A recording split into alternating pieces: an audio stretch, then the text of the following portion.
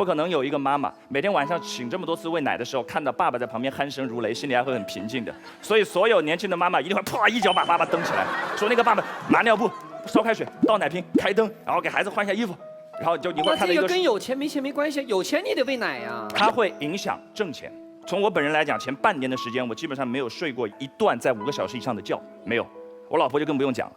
所以朋友们，如果你生活当中白天看到一对年轻人双目无神，然后行尸走肉的到处晃，他们可能刚刚生完孩子。我想说的关键在哪里？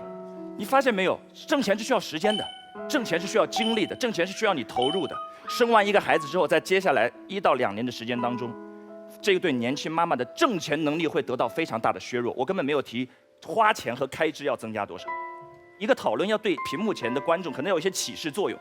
今天有很多年轻的爸爸和妈妈他们在听，他们刚刚结婚，也许他们要选择要一个孩子或者不要一个孩子。我方希望给大家一点的注意，就这么简单，就是因为人生有20多岁、25、6岁、27、8岁、31、2岁，有很多不同的阶段。如果可以选，如果真的你可以选，我个人的建议是，在一个你真的经济会稍微充裕一点，在一个你稍微有钱一点状态下去迎接这个生命，你会更幸福，孩子拥有更多无限选择的可能，整个家庭都会更甜蜜。谢谢大家。好，谢谢陈明。因为让小孩受教育，他们要存一笔钱。你有听过父母亲存爱的吗？父母亲不用存爱，因为爱本来就在那里。所以刚才这一对一直在讲爱超越金钱之上。这是不用讨论的事情。爸爸妈妈对孩子本来就有爱，没有爸爸妈妈为了养孩子先存好一银行的爱去准备养孩子的。存教育基金就是为了这个基金是为了养孩子要用的。如果还有一个诚实的节目，那就是我对于奇葩说的期待。奇葩说是一个诚实的节目，如果连奇葩说都堕落到说我们爱钱，我们却假装我们不爱钱，那我们就在世界上找不到别的节目能够说实话了。马薇薇，我跟你讲，你把事情扯到优生学去。我如果是爸爸，我今天在胎儿时期知道我的孩子有水脑症，有不能行动的瘫痪症，你问我要不要让他生下来，我站在不要优生学立场，我必须要支持说我们应该让他生出来。可是天知道天下父母心，没有一个爸爸妈妈会忍心让孩子到世界上来受这样子的苦。你说莫扎特、梵高，那都是人类文明史上的天才。我作为一个人类，我非常高兴。历史上有过梵高，有过莫扎特，可是如果我是爸爸，我真的不忍心我的孩子是梵高跟莫扎特。我不要我的孩子那么小4岁就到宫廷里面去弹钢琴，然后被那些国王吓到发抖。这个不是一个爸爸妈妈想要的态度。所以爱是不用谈的，爱在那边。我们谈的是金钱，我们爸爸妈妈能够唯一做的准备是金钱的准备，这就是我方今天的立场。哎呀，没钱要不要生孩子？我觉得问这话的人就应该把你重新塞回到你妈的肚子里。啊，赞成没钱不能生孩子的朋友，我想问一下，你们都合计啥呢啊？你们都是富二代呀？你们生的时候家里都贼有钱呗啊？没钱不能生孩子，我觉得这句话你就等于消灭了一代人呐啊！这是一个多么浩大的工程，还整什么计划生育？直接就问你有没有钱，问你有没有钱，没钱你不能生孩子，我告诉你啊！哎，那是一个没钱结扎版的方式，是吧？那很多人说了，说这个大平哥，我觉得生孩子是一件特别痛苦、特别难的过程啊。那是吗？生孩子是什么？我觉得生孩子就是一个捎带脚的过程。你生过？对呀，捎带脚就生了嘛，跟什么有关系？跟荷尔蒙有关系，对不对？跟基因有关系，但是我生的孩子是跟我特别相信我在关键时刻能刹住车有关系，跟有没有钱有什么关系？啊，你解释一下什么叫关键时刻能刹住车？就是因为关键时刻我没刹住车，所以我就有孩子了嘛，是这么回事。哦，明白了，明白了。你的意思是你的2个孩子是车祸的产物？我还没说完，别着急。我身边没有一个人说等我有1000万了，我再生孩子。去那等你有1000万的时候，你媳妇都来3遍更年期了，你都快挂墙上了，你跟谁生孩子去？还有人说了啊，说我没有钱，我生出来的孩子。跟我遭罪，跟我受苦，我用不起澳洲奶粉，我使不起日本的尿不湿，我用不着美国的吸奶器，我不能让他上英法双语幼儿园。朋友，我想问一下，你是养孩子呢，还是养八国联军呢？大大伙儿都知道啊，人奶的营养是要比奶粉高出10000倍的，朋友们。你喝过？我喝过呀，我尝过，亲自尝过。那么，现在朋友，你的最重要的任务不是努力的攒钱去买澳洲奶粉，你是努力减肥，别减大发了，把你那奶给憋回去了。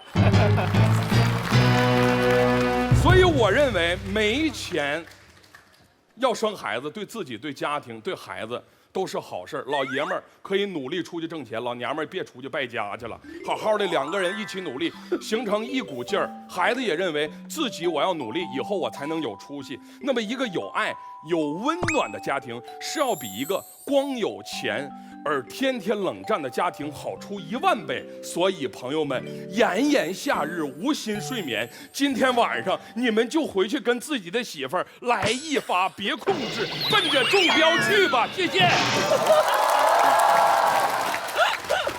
你知道今天晚上要出了事儿，有多少得算你账上吗？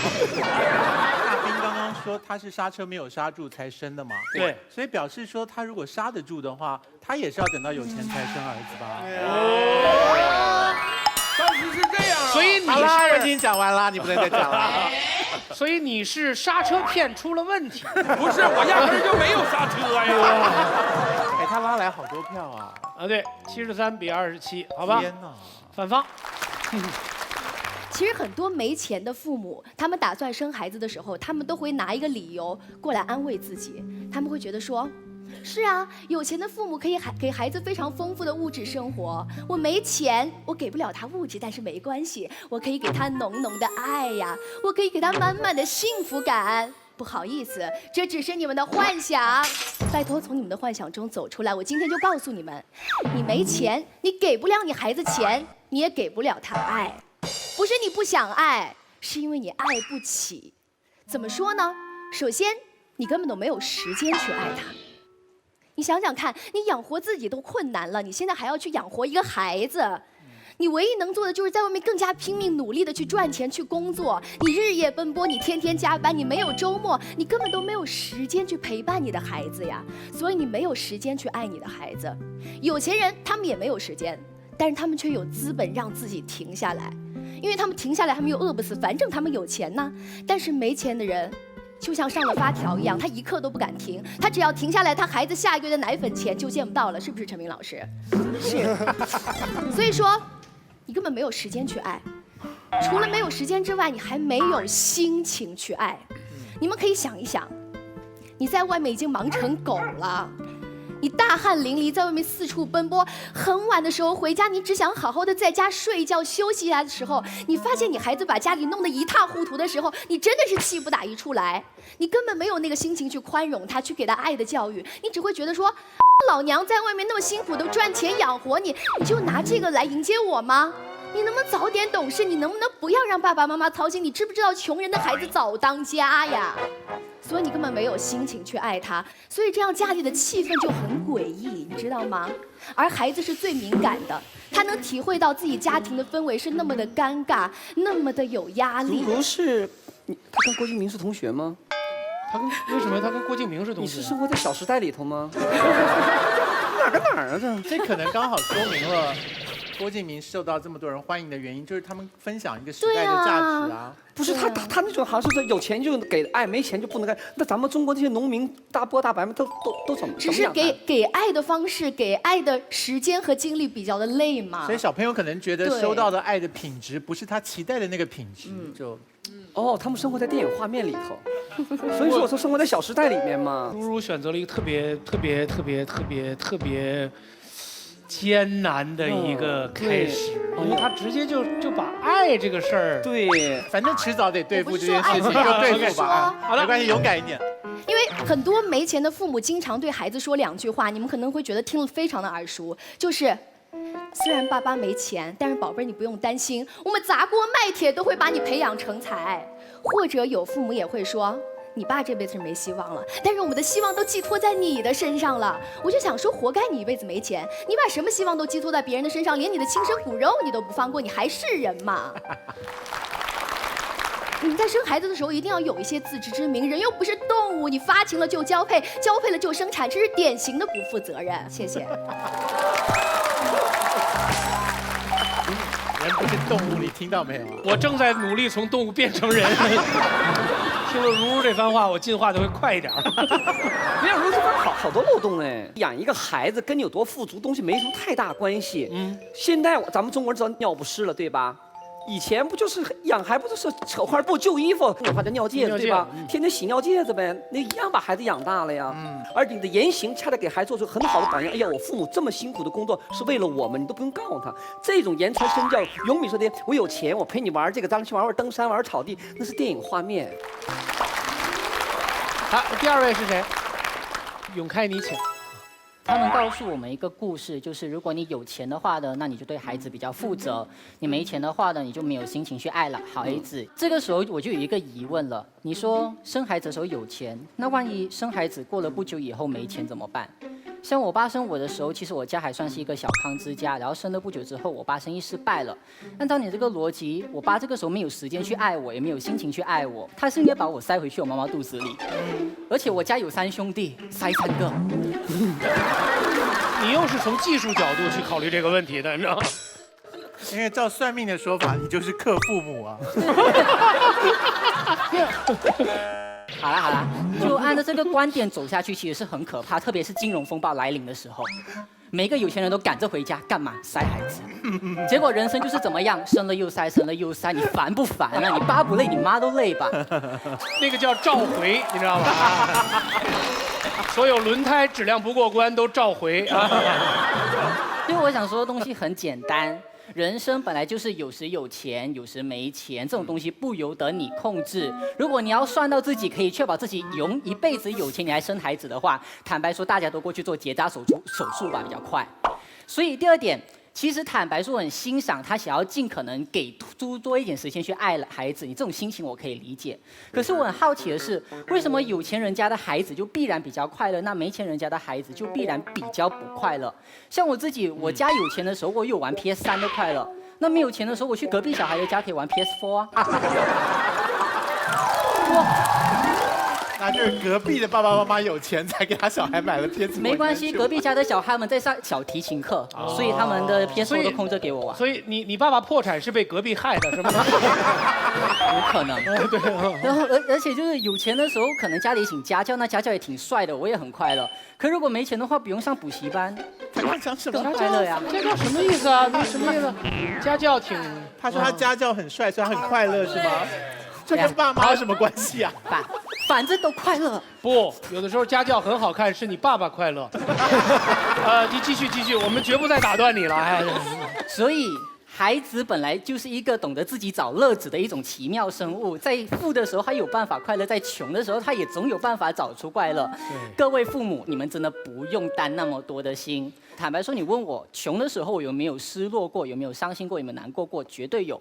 可是我的伤心跟难过从来都不是源自于我家里没钱，而是我父母因为家里没钱，觉得亏欠了我。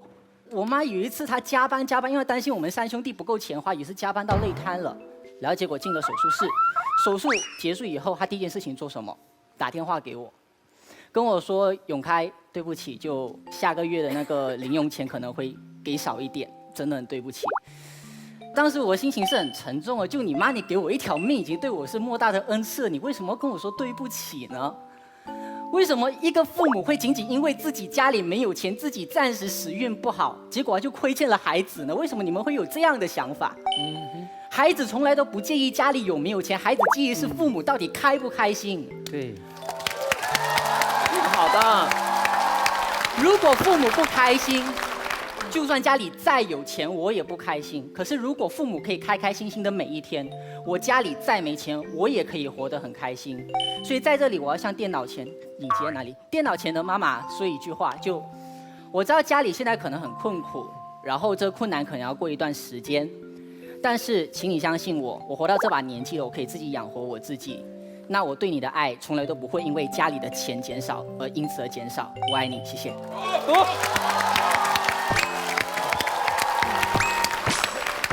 哦，齐溪。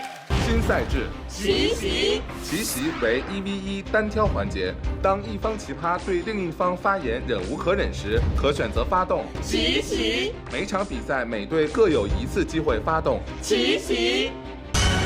我在20多岁的时候，有一段时间我去了武汉市的一家孤儿院，我想去收养一个孤儿。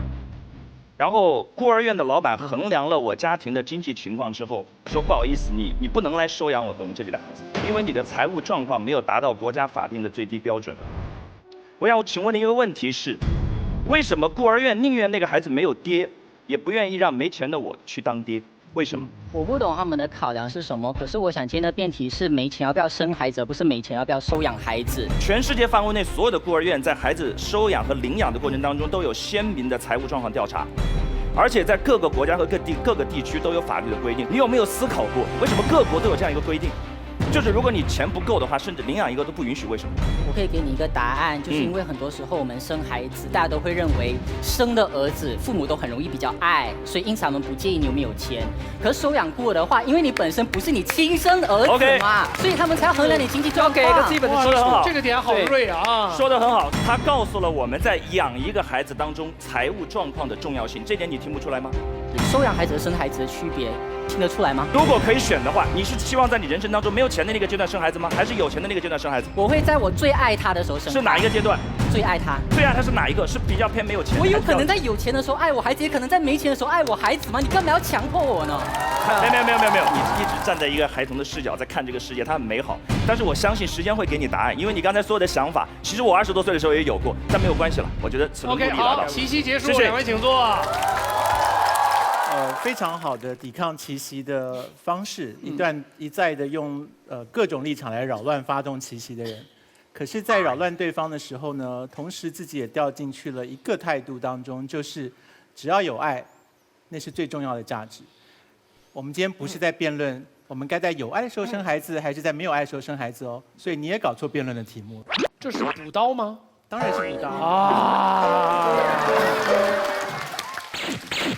但是对方刚那个错误观念不对的，为什么？因为你是亲生父母，哪怕你没有钱，你会用你的方法，哪怕从你嘴里抠出来，从身上扒起来，你让你的孩子过得很好。但是你收养的话，你告诉我你有什么能力来养这个孩子？因为这个孩子已经受到了伤害，他出生的时候已经没有了爱了，你标准是不一样的。不，金姐，其实是这样，你刚才说的很对。其实没有钱的情况之下，抠出来、扒出来，也可以把孩子养大，对了，也可以让他过得很好。对，但是这份爱从一开始就太沉重，这个孩子从出生开始就背负了很多他原本可以避开的包袱。这个话题好像貌似是从家长角度出发的，但其实更多的是针对那些准备要结婚生孩子的人的一个提前的考量。所以他其实不是面临着说你有孩子的时候你要还是不要，而是说我的人生规划里面，在我事业没有成功或者没有那么多钱的时候，我要不要生孩子？好，我们继续啊，小肖是吗？好。刚才大家说了很多孩子的感受，其实我们今天辩题是没有钱，我们要不要生孩子？就是说我们愿不愿意去当这样的父母？说实话，我不想当这样的父母。你们知道为什么吗？因为我希望选择权在我。如果我有钱的话，他到底是我给他买 PS2，还是他到隔壁家去玩 PS2？选择权在我，你懂吗？他到底生下来，他的人生是困难模式还是简单模式？那是由我来决定的，选择权在我。说实话，我不希望我的儿子有一天在电视上告诉我说，有一天我的爸爸含着眼泪告诉我，儿子，你下个月生活费没有了，那样是对我的一种折磨。原谅我的自私，永开，我觉得你很懂事，但请你原谅我的自私。如果我没有钱，我不想要孩子。刚才几位老师都说不要把爱扯进来，但说实话，你如果没有钱，支撑你陪伴一个孩子、养育一个孩子是什么？只有爱。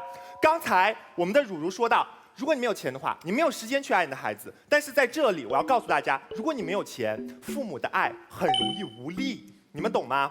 我们都说爱是很牛的一个东西，尤其是父爱母爱，它陪你度过千难万险。但这个世界上有谁会像我一样爱他？没有了，只有我，因为我是他的爸爸。如果他长大了，你确定吗？我确定。可以有的，可以有的，现在可以有的。OK， 发动奇袭。我只是说也可以是妈妈这个。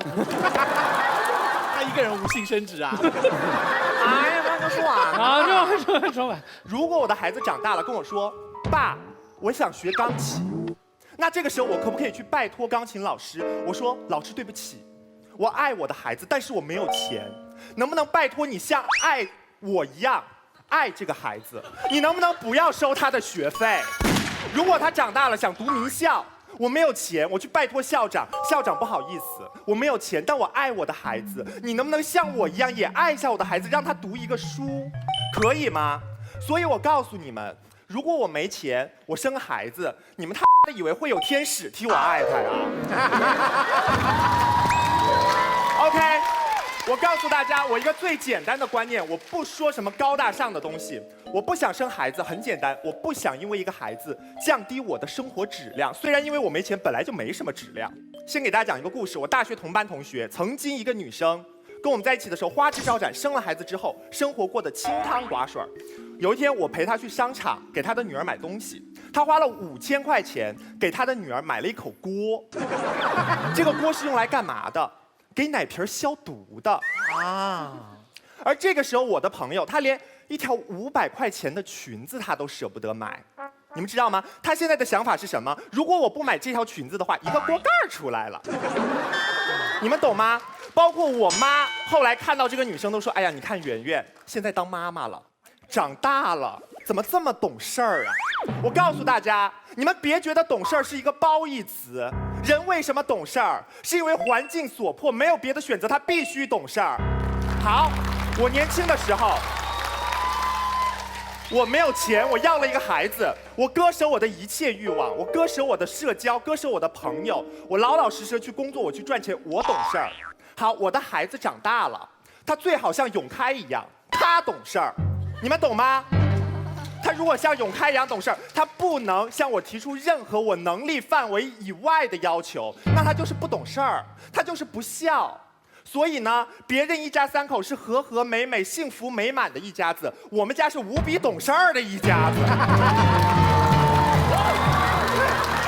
所以我要告诉大家，我不生孩子的原因很简单，我不希望生了一个孩子之后，他降低我的生活质量，同时我希望在他成长过程当中，我面对我的孩子，我理直气壮。就算我没有办法给他一个拼爹的资本，我也不希望他因为我只能去跟人拼命。谢谢。齐齐了，哎，不是我插一句，你玩 PS2 吗？没玩过。对，我也说你肯定是没玩过。小时候喜欢踢毽子，但是不。从小喜欢踢毽子，现在变得这么贱是吧？这个好。他刚刚整段都讲得非常好，可是有一句话一直在我脑中回旋不去。就是他说孩子出来看到他爹长这个样子，我脑中在想说，我若生出来看到我爹是这个打扮的话，OK 啦，也不配，好吧？我希望你当爹以后还维持这个打扮的风格。哎呀，不想当爹累。你是被齐齐了是吗？啊，我齐齐他，你齐齐他。对，秀珍你请。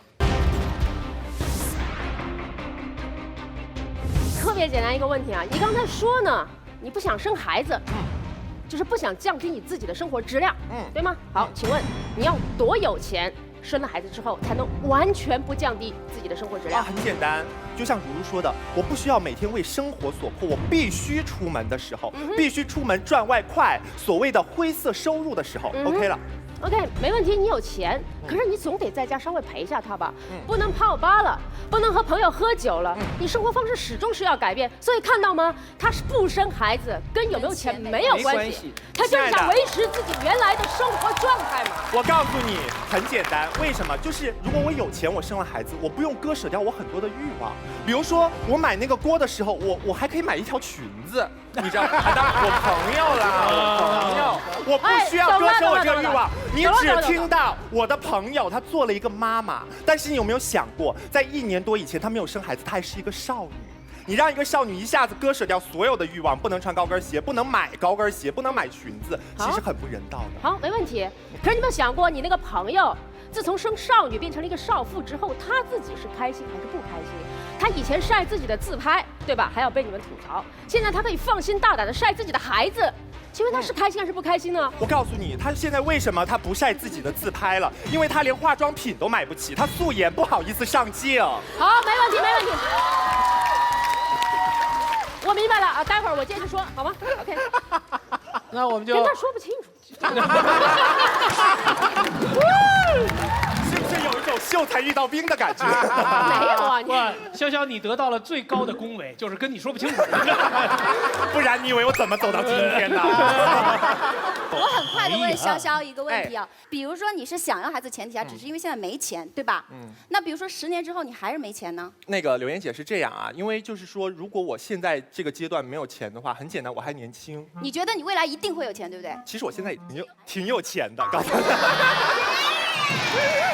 哎呀，所以说他有钱不要孩子啊，对他这个情况不一样。我的意思是说，很多人觉得我现在没钱，但是大家年轻嘛，我坚信我10年之后，我5年之后一定有钱。可是说不定你5年、10年之后不但没钱，还比现在更穷。那你一辈子都不要孩子了，你那时候想要孩子都老了，都生不出了。我们今天这辩论题目讲得很像什么题目？就是如果我们要考高考了，我们是不是等到我们书都念完了，我们再去考？理想的状态，正常的学生都会说，我希望我把书都准备好了，我功课都温习好了，我才去考高考。可是高考来了以后，我还没念完，我也得去考。所以你刚才说，万一日后也没钱，万一过了20年还是没钱，那怎么办？那就是念书没念好，功课没有准备好，可是高考的日子还是来了，他还是会去考的。所以我们今天讨论是理想的状态。可是他生不出了。真的，你等到10年、20年，长死了。真的。其实这请教一下，长死了我听不懂。就堵住了。堵住了呀。真的好多人生不出是堵住了。长死了呀。该出奶的出奶。我发现你们2个人真的特别爱谈技术问题。那这样我就问一下，你先说哪儿堵死了？我跟你讲，真的，现在很多女生哪儿堵住了，哪儿长死了，输卵管堵住了。对呀。哦，我想多了，我想多了。我觉得自从有了奇袭这个设计之后，大家都疯了，就疯掉了啊！就这。好，那我就承接着刚才往下说，潇潇呢有没有钱？跟他选择毫无关系，他无非就是想维持现在自己这样的生活状态。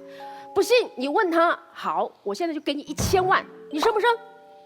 要生。啊，他犹豫了，还不要了，他犹豫了吧？生不生跟钱没有关系。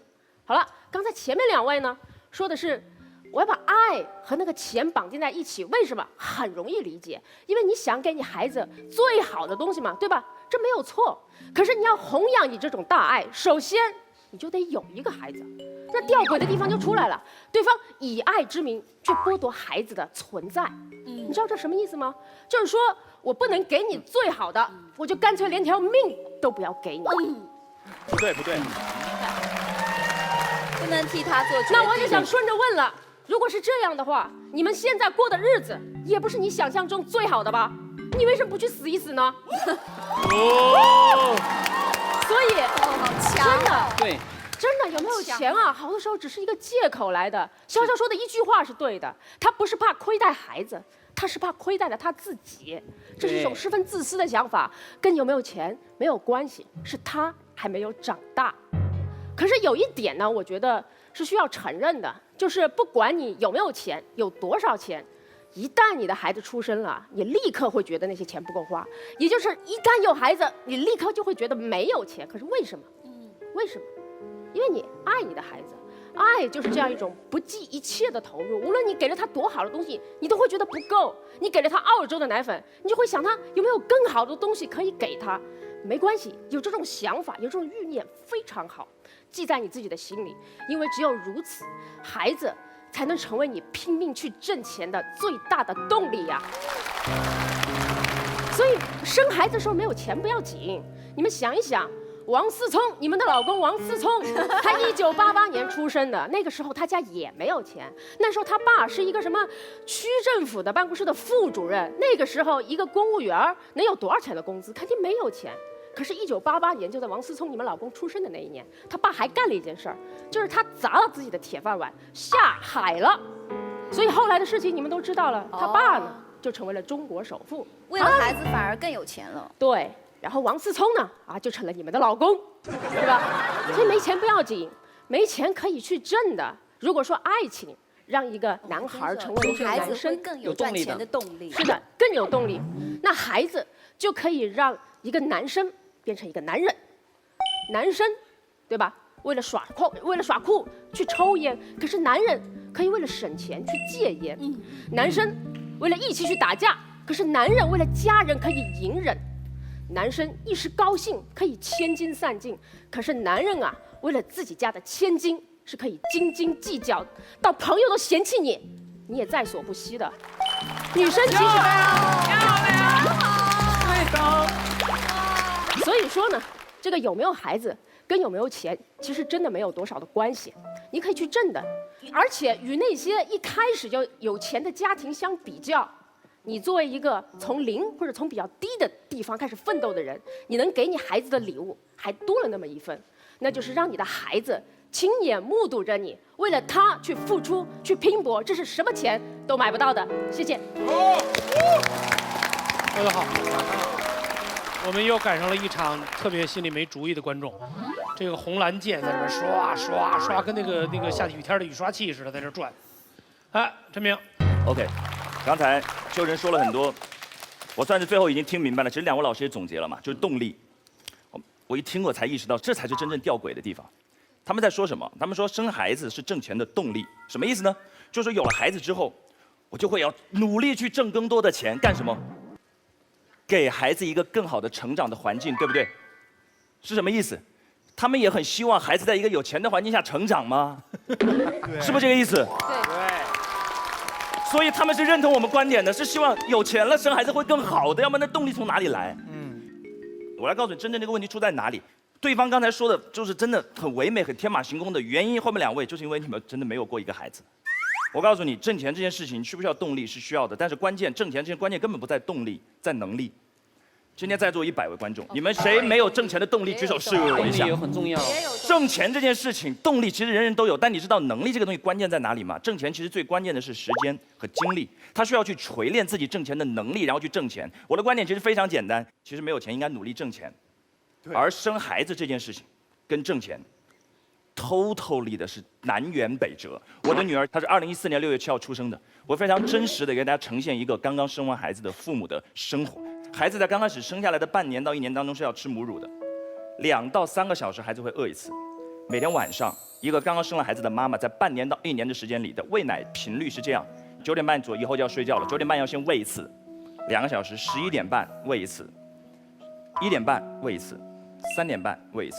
5点半喂一次，7点半喂一次，上班。晚上孩子会饿了，他就会动，他就会哭，就会嚷嚷。每天晚上的睡眠就是动一次，喂一次，动一次，喂一次，动一次，喂一次，这就是生活，你知道吗？但这就是一个普通的生活。而且你知道，喂一次奶差不多半个小时左右，喂完了还要花半个小时把他哄睡着。所以呢，每天晚上基本上就是2小时醒一次，醒一次1小时。 想象一下，这个妈妈这头1年的是怎么睡觉的？但如果在座的各位男士觉得这就是妈妈的工作，辛苦的是妈妈，你就错大了。不可能有一个妈妈每天晚上醒这么多次喂奶的时候，看到爸爸在旁边鼾声如雷，心里还会很平静的。所以所有年轻的妈妈一定会啪一脚把爸爸蹬起来，说那个爸爸拿尿布、烧开水、倒奶瓶、开灯，然后给孩子换一下衣服，然后就你会看到一个。这个跟有钱没钱没关系，有钱你得喂奶呀。它会影响挣钱。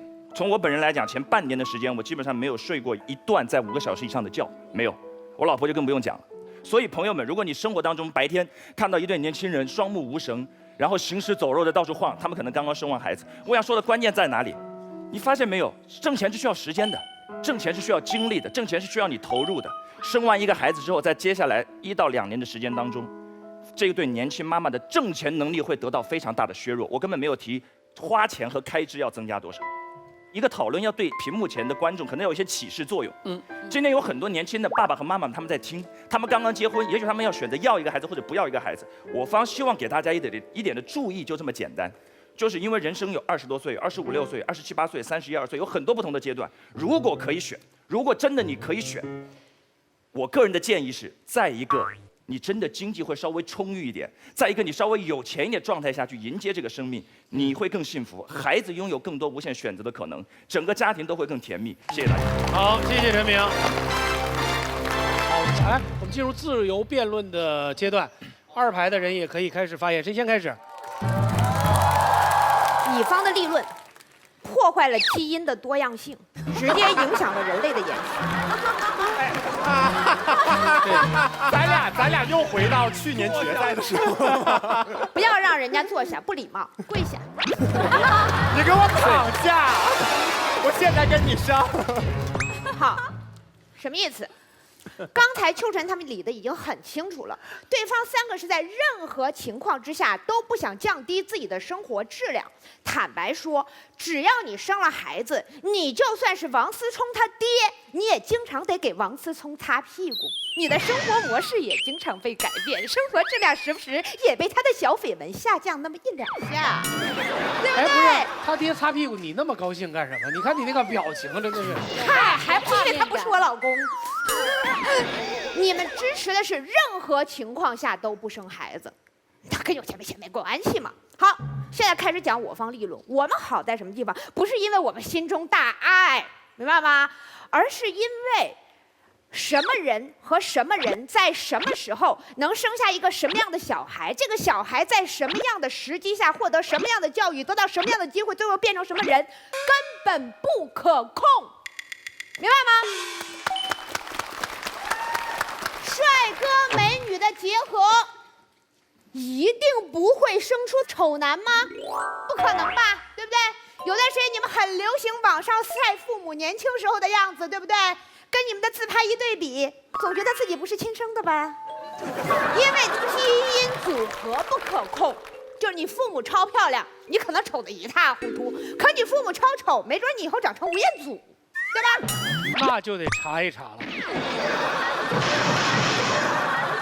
好，你父母都是天才，这种优势基因组合在一起，不好意思，没准他们最平庸的部分重合了，对不对？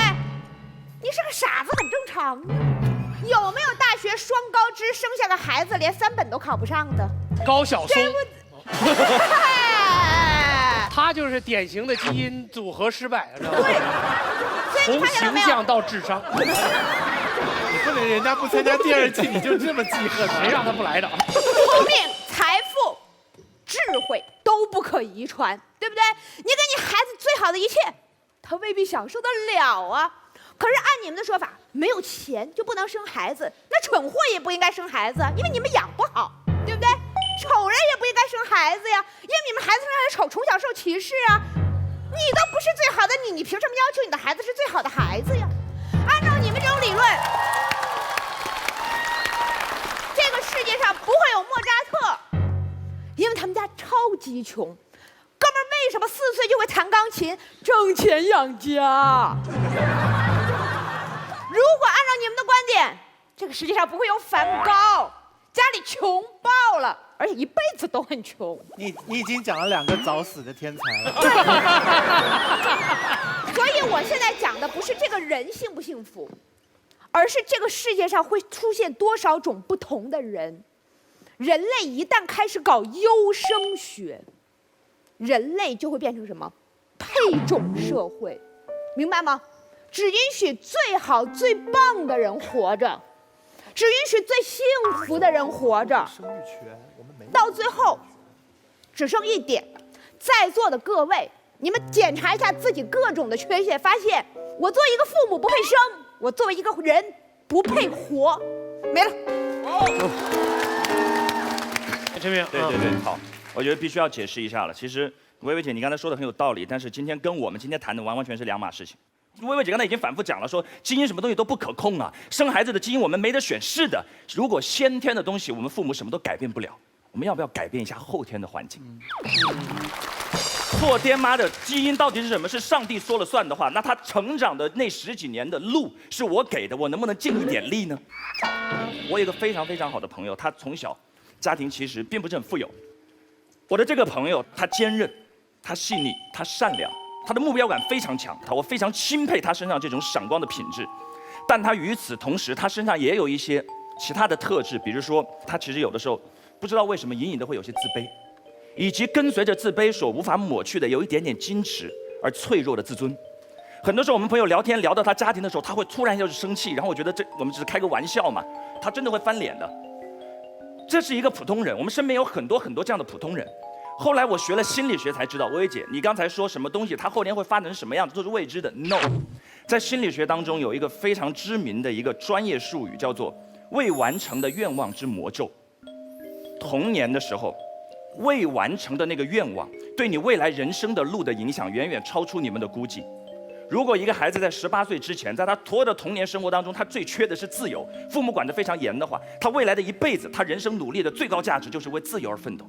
如果他在为童年的过程当中，他最缺乏的是爱和归属感，他未来所有的价值排序当中，爱和归属感就在最前面。如果一个孩子童年当中最缺的是钱的话，他的人生之路会把物质财富的累积作为他所有价值排序中最重要的那个部分，这没有什么错。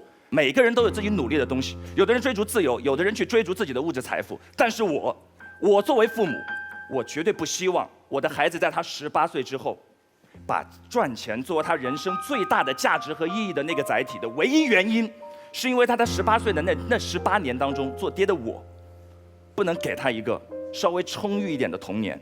我不希望他在未来整个人生的目标就这样被18年前的我无力的从一开始就设定。我不希望看到开头的时候就想到结局。这就是为什么我没钱的时候不愿意生孩子的原因。谢谢大家。谢谢。在我们现场观众进行最后投票之前，我们要开始引入我们今天3位最重要的团长，来发表他们各自的意见了。这样，你们2位要不就先让柳岩先。我先说吧，先吧。是代表战队。对。在父母的心目当中，你最大的孝顺就是让我看到你成家，让我看到你立业，让我看到你有孩子，这一切代表你有一个幸福的家庭。中国人的价值观并不是你有钱是最幸福的，而是你有一个完美的家庭，那是最幸福的。据我对我自己父母这一辈人了解，可能这个时代又变化了，但是对我父母那个时代了解，我们是这么认为幸福的。你想不想要孩子，其实跟钱是没有绝对的关系的。我给大家演练一下这个情景吧，就比如说马东老师，咱们俩结婚了，然后我告诉你，我说，好的，我同意。马东，我没钱，我不想要孩子，但实际上结了婚以后怎么还能直接叫名字呢？东，我们现在没钱，咱们不能有孩子。但我表面上说这是个借口，我真实的理由为什么不孩子？我告诉你，第一，东，我想要2人世界更多一点，我不想要第3个人出现，这样会更好。我保证不找小三儿。这是理由1，理由2就是。东，我其实结婚前骗了你，我真的不喜欢小孩，我觉得我自己就是小孩，所以我不想生。还有一个更残酷的事实，东，我不是不想生孩子，我是不想跟你生孩子。对。所以，当男人们听到自己的配偶跟自己说，他讲了半天就是为了讲这一句。对。跟自己说。我没钱，我不想生小孩，这一定不是一个女人真实的想法。生儿育女其实本身是幸福的事儿。非常好。我除了最后那一句，其他都没记住。好，蔡团长，奇葩说是一个做给年轻人看的节目，所以我们讨论年轻人的价值观。我们不讨论1960年代末出生的时候，那个时候的社会气氛啊，因为我必须要跟你讲，就是1960年的时候没有网络。所以那时候大家都穷，那时候并不觉得穷是一个障碍，是一个巨大的压迫。可是现在的小朋友活在一个叫王思聪为我的老公的时代，王思聪是如何成为全民老公的？因为他们家那么有钱，所以当你们在叫王思聪全民老公的时候，却要摆出另外一副面孔说钱没有爱重要的时候，我觉得很尴尬。就这太为难我们这些看奇葩说的90后、00后的这些小朋友了啊！所以我要先讲一个我的体会，就是我在网络上写了这么多的文字，每一次我一讲到说金钱对人生有一定的程度的重要的时候，它的认可度跟转发量一定非常低。可是我一讲到跟浪漫、跟爱、跟理想有关的文章的时候，转发就非常高。人对于金钱，尤其在我们这个时代跟环境里面，我们感受到了金钱巨大的压迫力，可是我们不想讲这件事。我们假装我们不被金钱所操控，可是其实我们被金钱所操控。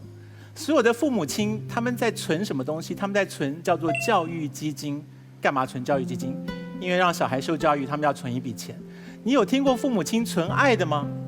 父母亲不用存爱，因为爱本来就在那里。所以刚才这一对一直在讲爱超越金钱之上，这是不用讨论的事情。爸爸妈妈对孩子本来就有爱，没有爸爸妈妈为了养孩子先存好一银行的爱去准备养孩子。存教育基金就是为了这个基金是为了养孩子要用的。如果还有一个诚实的节目，那就是我对于奇葩说的期待。奇葩说是一个诚实的节目，如果连奇葩说都堕落到说我们爱钱，我们却假装我们不爱钱，那我们就在世界上找不到别的节目能够说实话了。马薇薇，我跟你讲，你把事情扯到优生学去。我如果是爸爸，我今天在胎儿时期知道我的孩子有水脑症，有不能行动的瘫痪症，你问我要不要让他生下来，我站在不要优生学立场，我必须要支持说我们应该让他生出来。可是天知道天下父母心，没有一个爸爸妈妈会忍心让孩子到世界上来受这样子的苦。你说莫扎特、梵高，那都是人类文明史上的天才。我作为一个人类，我非常高兴历史上有过梵高，有过莫扎特。可是如果我是爸爸，我真的不忍心我的孩子是梵高跟莫扎特。我不要我的孩子那么小4岁就到宫廷里面去弹钢琴，然后被那些国王吓到发抖。这个不是一个爸爸妈妈想要的态度。所以爱是不用谈的，爱在那边。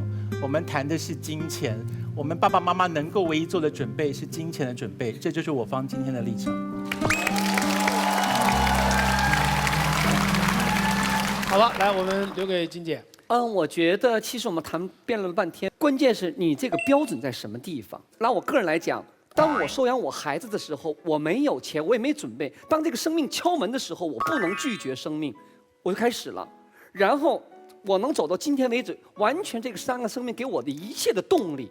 我应该给我孩子送什么样学校，什么样学校，他穿什么衣服，吃什么，穿什么，是你们大人的一个标准。孩子的快乐，我觉得还是你对他有多大的关注。那个潇潇说，那个一个少女以前可以花很多钱买裙，现在买了个锅，但你知道吗？那个幸福感，她认可不买10条裙，她买锅的时候那个幸福感啊，是完全是不一样。她那个幸福感是由于孩子给带来的。陈明，你的幸福感，女儿给你和你太太带来的幸福，远远超过你对抱怨几个小时喂奶，你心甘情愿的。心甘情愿的，人丁兴旺啊，看那个幸福感呢，大家觉得都值了。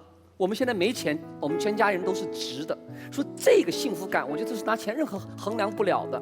我赞同奇葩说应该说实话，给很多年轻人说的，你有钱你再生孩子，你有个很好的保障以后。但是世间事情变幻莫测，你今天可能有钱，现在有生孩子了，可能这个孩子生完了以后过来你破产，什么都没有了，那个时候怎么办呢？你面临一个新的话题。所以说生孩子随缘吧。而且我还回到我那个观点上讲，当你有孩子的时候，赶紧要，用你的能力去爱他，给他一个生活环境。等你有了钱了，想要孩子，老天爷不给你的时候，哭着喊又那个管儿，又这个管儿。这个也是事实，还真是。对，多少有钱人现在哭着喊要想又借腹生子的多少啊！你能生的时候你干嘛？你只有一个生育功能，说你不生。啊，那是光挣钱了。哇，等你都有了钱了，功能全衰退了，完接着别人的肚子生孩子，有毛病啊你！奇葩说录到现在，金姐开始发力了。好，我们现场观众，请做出你们最后的选择。这个时候赶紧把我们的广告念一下。第一位是喝了才能愉快聊天的雅哈咖啡，谢谢雅哈。你发现我们在奇葩说这个现场，吵归吵，骂归骂，到最后其实都是一个愉快聊天的环境。是因为上场之前我们掐着脖子，一人灌一罐雅哈咖啡啊，喝完了才能愉快聊天。第二个是狂拽炫酷，上一期广告词是狂拽炫酷。炸天的，在柳岩面前，你不好意思念那个字吗？就是狂拽炫酷那儿炸天的。什么叫那儿炸天啊？哪儿炸呀？哪儿啊？对，所以让我们来共同感谢狂拽炫酷哪儿炸天的东风标致308S，谢谢。当然了，除了这个雅哈咖啡之后，每个人上场之前，我们掐着脖子还是为了一些吃了就变逗的豆。好，谢谢我们所有赞助商，谢谢。来，我们来看一看，跟我们最初的结果相比，谁获胜？哦，好，这样从反方3位当中，我们将选出一个人去接受栏目组的酷刑。我们选择的是那个最不让我们喜欢的人，跟他的表现好不好没有关系，他不会被淘汰。但是会接受栏目组的酷刑，他穿的衣服就受刑的衣服嘛。对，议长大人，你刚才意思就是我们要整那队的谁，我们就写谁。对，就是这个意思，就是这个意思。你们觉得谁最欠整？请写下他的名字。凭什么呀？眼望去，谁欠整就昭然若揭啊！先问一下，你选择的为什么是这个人？因为我最喜欢他，我觉得他惩罚镜头会多，所以给他多点镜头。已经够多了，我觉得。说你了吗？真是。好的，金姐为什么选那个人？因为他最贱。蔡团长为什么选择这个人？我觉得这个人嘛，我们现在不整他，也是白不整，因为将来他肯定要整我们。来，让我们打开题板，毫无悬念。不是，我能问一下惩罚是什么吗？对不起，现场的各位观众，因为实在太残忍，我们没有办法在现场执行完。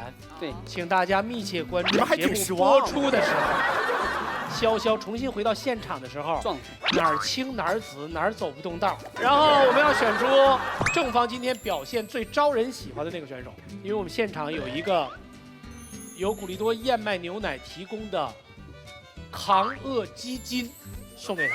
你是说钱吗？钱。抗饿基金，他们那一组不要钱，他们只要爱啊。这3个人当中选哪个呢？要写啊，要写啊。他们3个真的很好哎。就是我们这一个抗饿基金的数目惊人，如果你每天只喝就是一盒这个玩意儿的话，大概基本上这辈子就算拿下了啊。蔡团长为什么是他？他当初进入我们的决赛是我挑的，我那时候就期待他带来一些场子里头跟我们传统对于辩论者不一样的乐趣。那他今天第一次独挑大梁时，我挺紧张的，我怕他就撑不住，结果他撑住了，然后也带来了我所期待的乐趣，所以我想要让他抗饿一下吧。让他抗饿，柳岩为什么？因为我跟他一起拍过1个月的戏，我没有想到他这么会演，还这么能说，所以我一定要支持他。哦，这是私人馈赠是吧？好，你这一票不算啊。这个。那金姐，他有家有业的，他得养孩子，给点钱吧。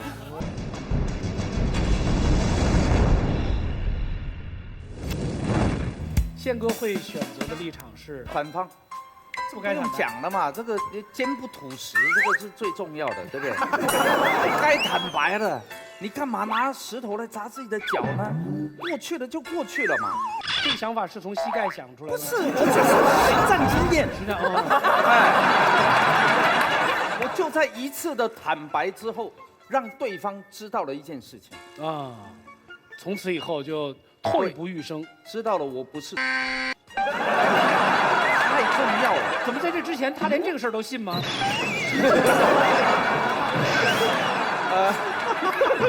宪哥，这样，人有2个膝盖，劳驾用另外一只再想一想。另外一个膝盖也是不该坦白，不该坦白。你干嘛生事儿呢？对不对？这个事情就没有了，无事不生非的，是不是这样？所以你不要去搅和过去。以前讲的什么都是没有淡化它，一定要牢记一件事：大事化小。小事化无。他说：“哎，你不是订婚了吗？没有，那根本就是双方面家长的问题。我没有要跟他订婚。你看之前多好，有人看见你们在一起，不是同学哪有不在一起的呢？你看。哦，是这样的啊，好不好？早晨起来8点钟看到你从酒店出来要回家，这个时候怎么办呢？我在那里打工啊。多辛苦啊！老流氓的最佳表现。辛苦了，辛苦了。好，不该坦白。所以宪哥选择的立场其实不是坦白和不坦白，而是打死也不说，坚不吐实。对，好，金姐呢？不坦白。不坦白。哎，那跟我一样。我跟你一样，我跟他一样。这太奇怪了。金星以前都非常遵循传统价值啊。过去的事情，你有你的过去，我有我的过去，咱俩刚认识，往前走，不是往后退。对，说那么多干什么呀？那你会追问别人的过去吗？我不会。你会？男人啊！杀死猫。但是你想想看，如果你追问他说你们2个订过婚吗？那是双方家长。如果你说那天早上8点钟你从酒店出来干什么？我在那里打工啊，刨根究底啊！你会那么傻相信他在那里打工吗？对，我刚打工是我说的啦，不好意思，那我正方，我就坚决反方，反方，不该坦白。康永哥呢？他们两个都是反方是吧？对啊。我出于尊严，我就在正方。正方那你就已经输了嘛。我不要跟你一队，我宁愿输，我也不要跟你一队。正方是肯定要输的。你选择的是该坦白。你不愿意站在真理那一方吗？我不要站在你那一方。我就是真理啊。我今天就试试看，我就站在正方吧。那我们现场，6位自由意志的选择，不坦白，不坦白，不坦白。你们3位选择的都是坦白是吗？翻野你也能坦白啊？能。翻野坦白出3集都不够吧？这坦白，这前1个月就甭干别的了。好吧，正方谁先开始？哎，你请。谢谢。今天我们要讨论的是谈恋爱的时候要不要坦白。我们先下个定义啊，我们现在今天谈的是正儿八经的谈恋爱，不是玩一玩、约一约、凑合过一过那种日子。谈恋爱说白了，我们如果正儿八经谈，想要执子之手，与子偕老，是一段旅程。你的伴侣你一点都不了解，不知道他过去去过什么地方，那段旅程你也不踏实，对不对？所以说你还是希望能有所了解的，所以最好坦白，坦白永远是最好的策略。当然，我今天翻过来讲一下，假设站到不坦白这一方，我们为什么不坦白呢？如果说我们过去的感情经历是一张白纸，或者很简单，你肯定谈，对不对？随便谈，你随便看，我前面就谈。之所以不坦白，就是因为我们过去的感情经历太复杂，要么就是情节太狗血，要么就是前任人数太庞大。两者之一，对不对？好，先分析第一种，你可能只谈了1个2个，但是你们俩之间的事儿太是狗血，你是风儿我是沙，你受伤受的太多，你不想让你现在的现任受到伤害，所以你不坦白，你出于的是保护现任的目的。那问题来了，你的现任听到同样的话，他会觉得被保护吗？大家有没有被你的伴侣说过啊，宝贝儿，我不告诉你，其实是为了保护你？对吧？那甜甜姐听到这样的话会说啥？就你啊，你还保护老娘 ，right？ 我们是平等的关系，压根儿不需要保护。你不想说就是不想说，不要抱着保护我的借口罢了。而且更关键的是，你不说，你以为对方就不知道吗？别人不会给他去讲吗？要记住啊，你的故事被别人讲出来，那个情节可要比真实的故事复杂几千倍、几万倍。所以啊，你最好一开始把你的经历的正版告诉你的伴侣，这样盗版就没有生存的空间，他就不至于瞎猜，从而你们就有更好的未来。但是你会说到，如果我真的就坦诚了，我在他面前没有任何的保护，万一这段恋情不成了怎么办？万一最后我受伤怎么办？这确实是可能的。我想了半天，我是个特别理性的人，但我觉得这个真没有解。如果你真的有一天看中了那个人，你说啊，我这辈子就是想跟他在一起，那我希望这个时候你可以卸下你所有的伪装，在他面前赤诚相待。你可以对他说，对不起，我可以为你戒烟戒酒，我可以为你改掉所有坏的习惯，但我唯一改变不了的是我的过去，没有办法，所以能接受，我跟你一起携手。但如果你接受不了，我们就好聚好散，不要将来成为彼此的负担。所以要坦白，非常感谢，谢谢。艾丽也是憋了好几期了啊。跳拉上来按将近要跳啊。好，反方，哇，大毛腿来了。谢谢大家。今天艾丽她第一个点是人生是一段旅途嘛，我们要坦白，彼此才能走得更远。那我觉得你坦白的不应该仅仅只有恋爱史，因为我们影响我们生活的经历有很多，我还是要给你坦白我的心理病史，我父母的心理病史，我父母的情感史，以及我的家族发展史，还有我们家的经济史。因为我只有把这些东西全部坦白给你以后，你才能更加充分的了解我，我们是不是才走更远呢？哎，你把我当成一本百科全书，你要翻烂我呀。那第二个点是说，你这个消息你就算不会说，别人也会过来说嘛，而且别人过来说的时候添油加醋，就好比怎么说呢？这个社会非常复杂，你出去可能会被人打，而且可能会被花样吊打。不如你在家里我打你好了，我还能控制我的手劲儿，只致残不致死。你是不是有病啊？所以这个时候告诉大家一件事情：如果有人告诉你你的伴侣前面有谁谁谁谁谁有很多前任，你告诉他一句话：我伴侣的前任关你屁事。你对我的伴侣的过去那么感兴趣，你是对我的伴侣感兴趣吗？你4、6级单词背了吗？你怎么那么闲啊？好，接下来说我的观点。去年呢，小的不才蒙了一个男闺蜜的称号。那既然担了这个虚名，就要干点实事儿。那来就告诉你们第一件实事儿，你以为女人要的是坦白吗？你以为对于女人来说最重要的是真相吗？我告诉你不是，能触到女人精神点的东西不是真相，而是她想要的真相。明白是什么意思吗？女人的观念里面会想把她自己的东西交代一下。也许你坦白说，我只有35个女朋友，并且我跟她们的关系很好，可是你女朋友老觉得你是不是还在骗我？你绝对没有告诉过我。所以他们心中对你的答案永远是存疑的，所以你坦白不到位。对，那么该怎么办呢？那你女生就回想一下，你为什么想知道对方的情史？是不是想知道你在他的情史过程当中是不是最独特的那一个？你们女生是不是想知道我对你来说是不是跟别人来说不一样？你会不会因为相同的原因甩了我呢？所以你们需要确定的是这些问题，对不对，姑娘们？对，华西，你真的不愧是大众闺蜜，你简直就是大众点。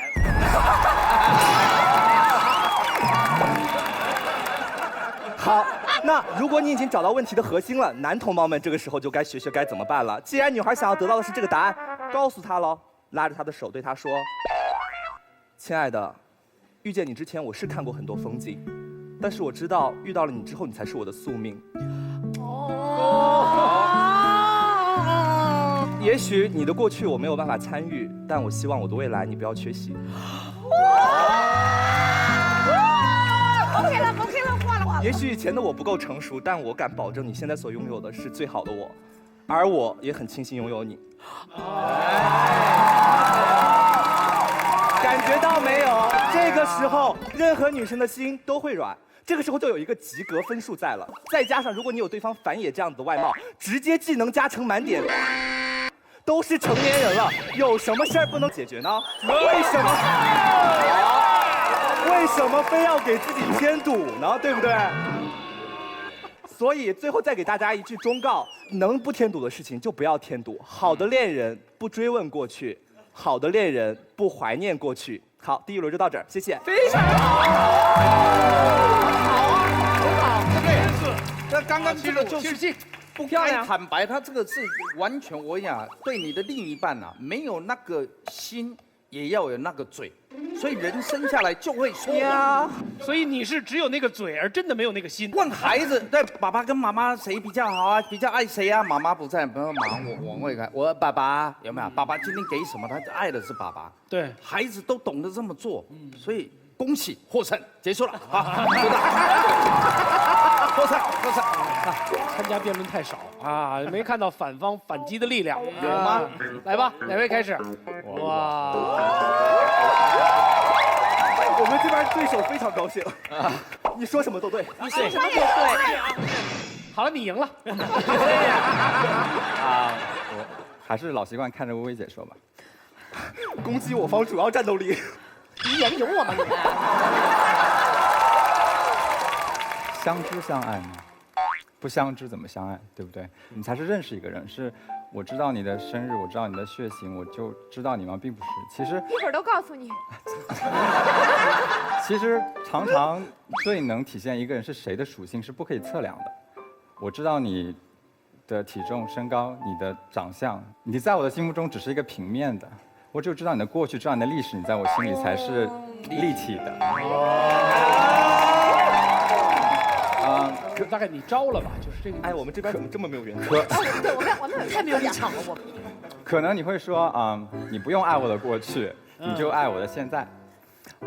但是你有没有想过，那你为什么会跟我分享你的童年？你会跟我讲你小学、中学、大学发生的事情，对不对？因为那是你的一部分，那是你的过去，你希望我知道你的过去。你可能会说，那我不希望你知道我的恋爱史，可能我跟你说的时候你会心酸，你会吃醋。但是没有关系，也许你跟我说一段恋情的时候，你会红着眼，我会很眼红，但是那段感情影响了现在的你，那段感情造就了现在的你。也许你会说过去的你不代表现在的你，你会说，比如说像刚刚艾丽说的，可能过去你有很多恋情，你过去很糟，你现在不糟了。没有。我们都很纯洁。好，我过去很糟，我现在不糟了。那我跟你说我不糟，你就信了吗？其实你想知道，我是通过什么事情变不糟了？我是怎么从一个恋情里面改变我自己？我怎么成长了？就像打个比方，我薇薇，我喜欢你。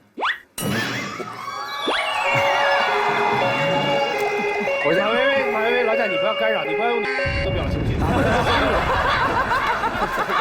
你让他说完啊！你说那什么呀？公开调情吗？对呀，对不对？这根本公开调情嘛，对不对？继续，樊爷。我喜欢你，我要跟你在一起。好。然后我说我们相爱吧。你可能会说，哎，那你之前喜欢的款跟我不太一样。但是如果我跟你分析了我上一段恋情是怎么一回事，你可能就会理解我，你可能会接纳我，你可能会更爱我。我举个例子，我有一个前任，他刚认识的时候有个怪毛病，他不让我碰他脖子，什么情况下都不能碰，所以在一些活动的时候会很受限制。然后，但是什么活动啊？开心的活动。上吊嘛。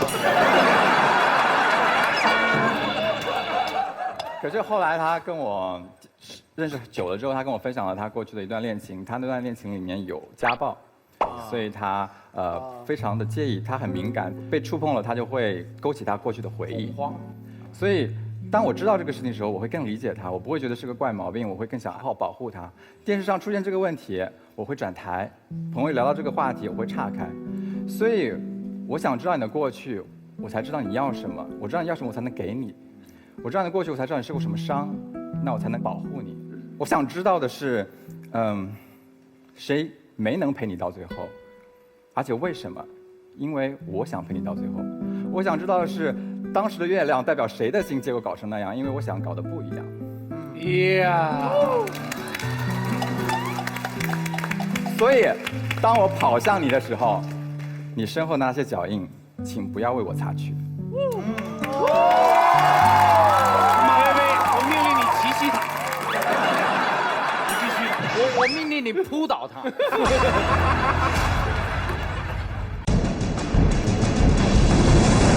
发现刚才你说话是真的吗？我受不了公然调情了，你们。哪一段？你看，马薇薇，你想清楚。你有没有发现？你看一下我脖子上的伤。大家有没有发现？你有没有发现？一旦你开始陈述自己的故事，就会引来一个问题，一个问题会引来第二个故事。所以追问这件事情，翻页有没有可能在某一种情况下是没完没了的？有啊，凡事皆有可能。好，这有好。二，如果我有一些怪癖，比如说刚才你讲的你朋友的例子也好，或你自己的例子也好，我不愿意让人触碰我的脖子，或我不愿意看到某一些有人有密集物恐惧症，对不对？或有人根本不愿意身体接触，这人是你的伴侣，他可不可以只告诉你这件事情，但不告诉你为什么？可不可以？可以，但是我希望你告诉我，因为理解了因才会更好的处理果。可是，如果我给你解释这个原因，会引起我更大的心理创伤的话，你能不能体谅我，允许我保留我这个秘密？我能够体谅你，但是我经历的就是他始终没有告诉我为什么最后我们分开了，就是因为彼此的不理解。是假设我有童年有心理阴影，我特别怕别人触碰我某个部位。但是如果回忆这件事情会给我造成更大的心理伤害，请问我可不可以不告诉你？你有过这样的心理阴影吗？有。其实你能够对你最爱的人打开，是对你最大的帮助。如果我来帮你所有的心理阴影，我来帮你打开。我帮你打开。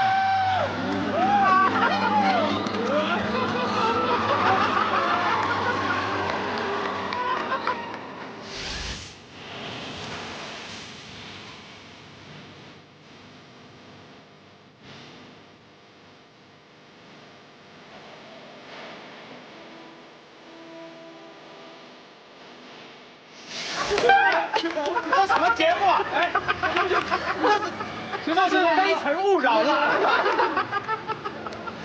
好，奇袭失败了。你投降吧。最后一句。好。什么意思？如果这个世界上爱能够治疗一切的心理阴影，不会有精神病院，不会有心理医生，不会有专业人士。你很帅，也有饭，还有爱。可是，有一些人的病，它是不能够被公开的。谢谢。好。奇袭到此告一段落。这个翻译完了之后，你们这边是谁？请甜甜。甜甜姐，我范甜甜曾经也是一个非常的 innocent、naive、innocent、beautiful、 very adorable girl。无辜，对吧？幼稚，非常可爱、非常单纯的女孩子。我也受过对方这样的一个欺骗，因为爱，所以我们把我们的坦白要把过去全部说出来。哎呀，我想有道理啊，乍听一下是不是？我都已经跟你相爱了，我不告诉你，感觉我在欺骗你啊，对不对？我得要告诉你。好了，我就傻了嘛，叽里呱啦的就把自己的过去一股脑的全部说出来了。结局是什么？他们没有一个人讲出一个结局来，都是好的结局。乍一听啊，从此之后，我男朋友的脑子里边把这个假想敌开始一个具象化了。他原来只是猜测，可能范甜甜过去有过一点什么恋情，对吧？他现在突然这个人有名字了，这个人有长相了，这人头发是长是短，穿什么衣服，他全有了啊，他全部都有了。他平时穿什么牌子衣服，跟你出去吃什么饭，他全都有了啊。哎呦，今天跟你出去吃饭，要上面男朋友带你去吃过吧？啊，那我们不去这家，去那家。我就不相信我挑的饭馆没他挑的好吃。从此我就活在地狱的深渊里面，你们知不知道？在干一些爱情的世界里边必须要干的事情的时候，他的脑子里自动的就出现了一张什么呢？叫对比的表格，你知不知道？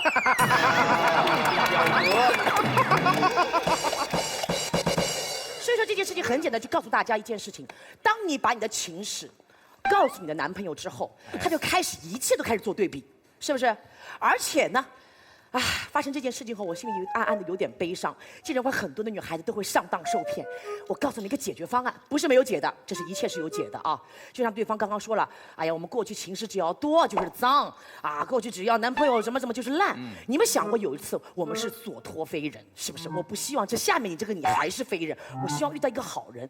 告诉你们解决方案，当我碰到男朋友的时候，你就告诉他。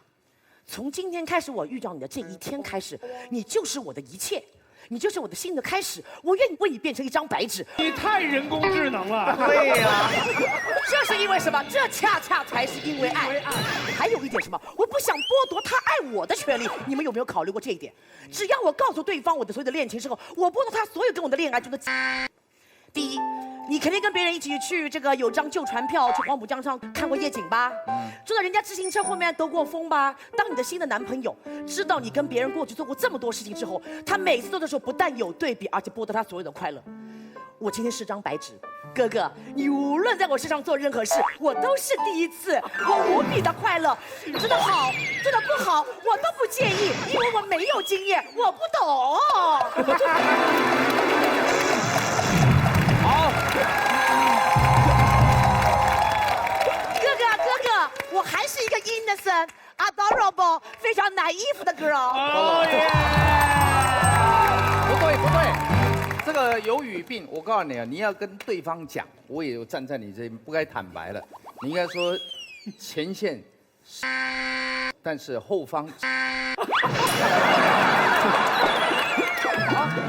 宪哥，你考虑一下这个现场的具体情况，小心前门拒虎，后门难防狼。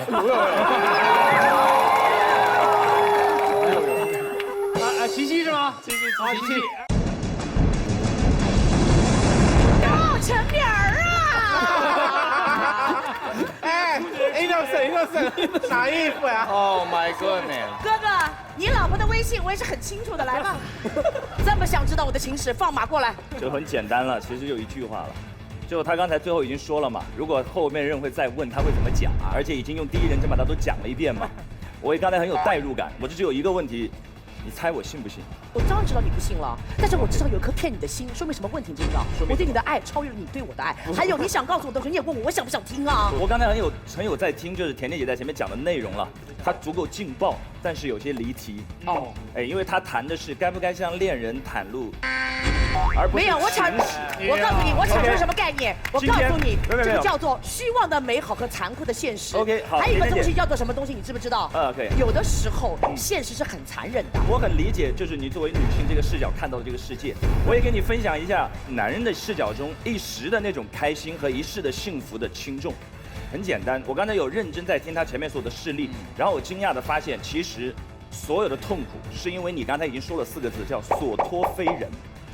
你遇错了人，你讲不讲都是伤。他喜欢比较，你知道吗？你讲他有 Excel， 你没有讲他会虚拟出10000张 Excel。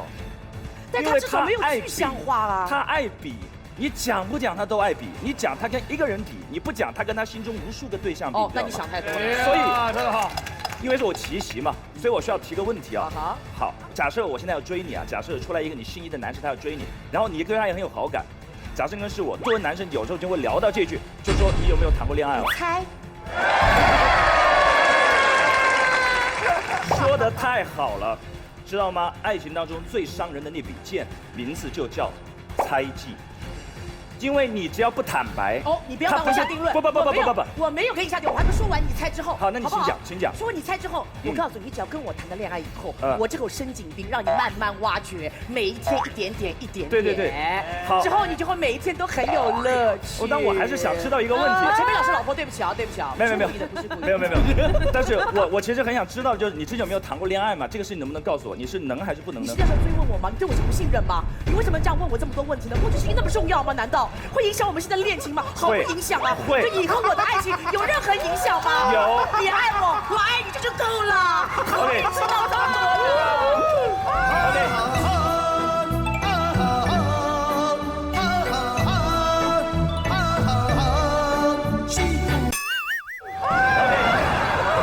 非常精彩。你知道吗？刚才甜甜讲的这一段，跟花溪刚才讲的这一段几乎一模一样。这是一段山盟海誓。这段对白在告白的时候会无比的震撼人心，在那一瞬间我的心都会被化掉了，我在那一瞬间都忘了我要追问他，这一点都不影响在未来的无数个夜晚，我会问自己一个问题：他为什么就是不愿意告诉我？因为好，奇袭结束，谢谢。奇袭结束，胜负难分啊！好在我们后期有一大堆精神分析方面的专家，让他们去给你们分个胜负啊！好，那现在应该是正方的第3个人陈明阐述观点，谢谢。其实今天前面聊的过程当中呢，对方一直在一个很狂热的状态当中，那个状态跟爱情很像，但是跟过日子有很大的差别。对方刚才的过程当中有表白的演绎，有特别深情的告白。任何一个人的心门在那一瞬间都会被打动。我们今天谈的是恋爱想要长久走下去应该做的事情。花絮，你刚才说的一直都是你不要问，一个人不要问，并不代表另外一个人不要说。很多时候，当我们在说我不问，我的潜台词其实是，如果真爱，你会告诉我的。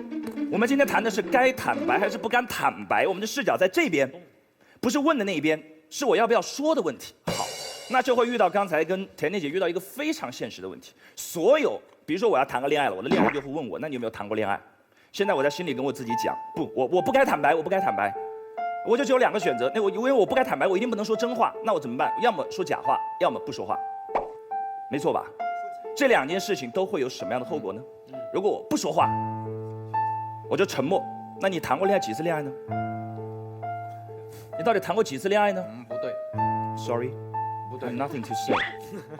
好 ，OK， 然后接下来马上跟花溪那一段独白会非常浪漫，现场效果会非常棒。你不要在意我的过去了，我爱的就是你现在，你现在爱我的现在，走，推倒，搞定。这觉睡完了，醒来他会在心里问自己：是昨天晚上是很开心，可是你为什么当时不说话？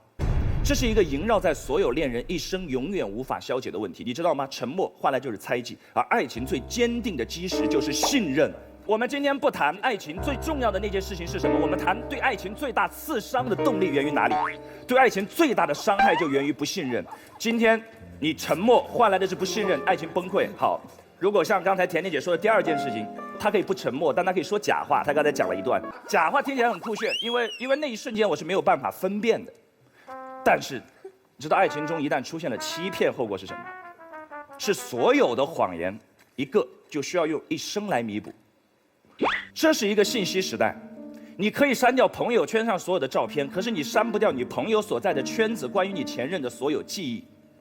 如果你朋友身边的所有朋友对你之前的男女朋友都没有任何记忆，那不叫恋爱，那叫偷情。恋爱是正事，是要出来吃饭的，是要出来跟自己的圈子交往的。你跟他交往，你不跟他圈子交往，你跟他圈子交往，记得我们这个前面的小品里出现的情况吗？永远会在那样一个午后，你碰到所有这辈子你都不想碰到的人，听到你所有不想听到的话，遇到你不想碰到的事，你该怎么办？你的恋人心中只有一个问题：你骗了我。如果这件事情你可以骗我，其他事情有没有可以骗我？如果所有的事情都可以骗我们的爱情在哪里？你为什么要骗我？动机，这是最刺伤人的那柄剑。你好好的告诉我嘛，你当初为什么要骗我？如果你沉默换来的是杀伤，信任没了；你欺骗换来的是更痛的杀伤，信任更没了，何必呢？何苦呢？我的建议非常简单，在开始之前，当你的恋人问你，你到底谈过多少段，15、10，清清楚楚给他讲清楚喽。我之前有这么几个女朋友，或者这么几个男朋友，他们都做过了哪些事，跟我有那样的经历，造就了现在的我。记得繁衍那一段吗？如果你爱我，并爱我的一切，爱我的过去，爱我现在的样子，以及现在样子的原因，请接受我的一切。如果你不爱我，尽早跟我讲，我也可以接受，我会痛苦那么一时，但不会换来未来整个人生中无数个谎去圆当初那一个谎。我不希望在我80岁的时候，还在去圆一个18岁的时候撒的谎。我希望的是两个人把真真实实、坦坦诚诚的生命融合到一起，共同谱写出未来的爱情，就这么简单。谢谢大家。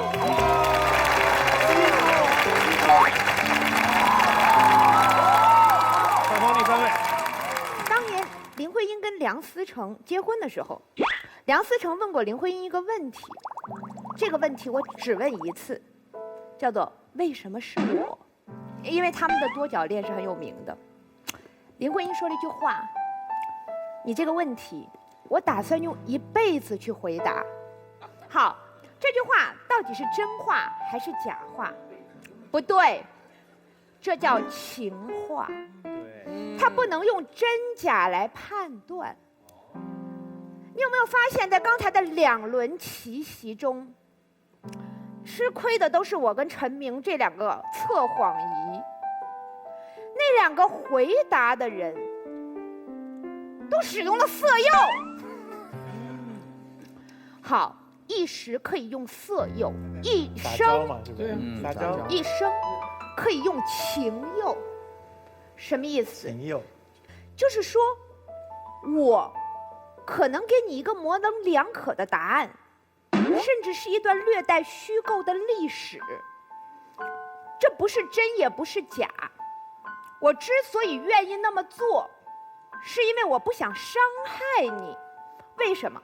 你说，我想知道是什么样的过去造就了现在的你，我怎么样做才能不犯前任犯的错误，才能比前任做得更好？好，如果我的前任是樊野，各位，你们谁能比他长得更帅？周帅。那得花老么多钱了。所以你们发现了没有？每个人身上可以犯的错误是不一样的，他们的优缺点是不同的。你不要在现任身上去纠正在前任身上犯过的错误，他们2个是不一样的人。所以坦白情史这件事情不会使我们2个人变得更好，这是情话。好，紧接着第2点，是有一种更残忍的情况，是我的前任很渣，他不是很好，他是很渣，我在身上受过很多伤，可能像范姐说的有过家暴，精神的、肉体的，对不对？好，这个时候你让我坦白情史，说可以让我变成更好的人，你可以治愈我，大哥，这相当于我身上有一个深入骨髓的伤口，然后你告诉我没关系，宝贝儿，你把它剖开，让我看看伤的有多深，让我了解一下你的病理结构，然后我再一针一针的给你缝上。好不容易愈合的伤，我想忘了它。如果你真的爱我，你的那一点点猜忌，你不能忍吗？你愿意让我用再伤一次、再死一回，去抚平你的猜忌吗？我们每一次分手，那叫前任吗？不，那叫前世。我们中国人讲，我活了这一生，死的时候过桥的时候，要喝掉一碗孟婆汤。前前尘皆忘，再入轮回，我才遇到了你。你何必让我醒过来？三生纠葛，几多痛楚，你一句爱，里面的姥姥，你一句爱，不足以使我不堕轮回。啊，好。我以为倩女幽魂、黑山老妖啊，真的是。我以为我在奇葩说已经见过不少场面，今天第一次变成鬼节目了。来，汪妮。OK，刚才薇薇姐讲了一个词叫前世，我想讲一个词叫前史。就是在我认识你之前，在故事之前发生的事情叫前史。电影里两个人物开始让你觉得最感动的时候是什么时候？是他们俩开始交换前史。你知道这个人是什么样子，从现在开始，但你更知道他是怎么变成这个样子，为什么变成这个样子，你就能理解他的暴躁、他的温柔、他的槽点和他的泪点，甚至他的。我讲讲我的故事，我的现任是一个奇葩。我一直说服他来奇葩说，因为我们俩刚刚认识，我们俩 QQ 聊天认识的哈。然后他给我打第一个电话，讲了2个小时，他跟我坦白他的情史。但是他把这故事讲完给我的时候，慢慢的我明白为什么会喜欢他，因为他真实。真实有的时候是让人不那么舒服的，但真实它是一个特别坚实的品质。真善美，真在最先，因为真实是不会动摇的。那个所谓的美可能是虚幻的，但真实是可以让我们相守一生的。谢谢。笑笑，我刚才听对面的那个观点，我就觉得都是情圣。我突然发现整场就一个禽兽，你知道吗？我跟你们说，我对我的现任我也要坦诚，但是我绝对不坦白，我要 PS 了之后再告诉他。你们懂什么意思吗？就比如说，分手是2个人的事情，我不可能完全一点过错都没有，咔咔讲我前任的坏话，我神经病啊！好，比如说我以前我爱泡吧，我爱喝酒，我会告诉他，他非要压抑我的天性。又比如说，我以前爱花钱，我就会告诉我的现任，他不准我经济独立。还有一种情况，我脾气不好，我就直接告诉他，我们2个性格不合，你们懂吗？这个时候你们告诉我，那你是不是骗他？这哪是骗他？我说的是实话，你一点语言的艺术都不懂啊！还有，我告诉你，如果这时候你们告诉我，你个禽兽，你凭什么去爱谁？年轻的时候都不是禽兽，真以为自己有多干净？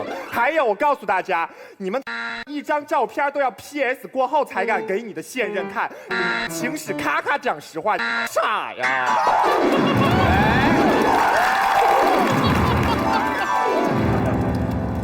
这边深情派的还有谁啊？